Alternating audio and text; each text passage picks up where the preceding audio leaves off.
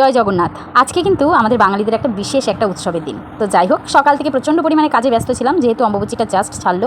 আর কাচাকাচি, ঘরের কাজকর্ম, পরিষ্কার পরিচ্ছন্ন এগুলো তো করতেই হয় আমাদের। তো সেইভাবেই প্রচণ্ড পরিমাণে ব্যস্ত হয়ে পড়েছিলাম। তারপরে বিকেল হতেই বর্মশাই বলে বসলো, চলো না একটু রথযাত্রা দেখে আসি। ঠিক আছে চলো।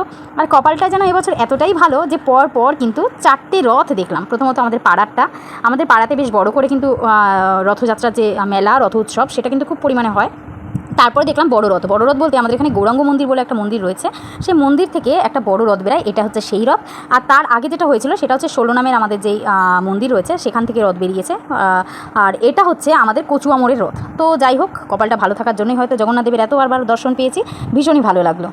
তোমরা কে কোথা থেকে আমার ভিডিওগুলো দেখছো অবশ্যই কিন্তু কমেন্টে জানিয়ে দিও। আমার ভিডিওগুলো কেমন লাগছে সেটাও একটু কমেন্টে জানিয়ে দিও। আর তোমরা আজকের দিনটা ঠিক কীভাবে কাটাচ্ছ সেটাও কিন্তু কমেন্টে জানিয়ে দিও। জয় জগন্নাথ। আরও একবার সবাই ভালো থেকে সুস্থ থেকো, টাটা।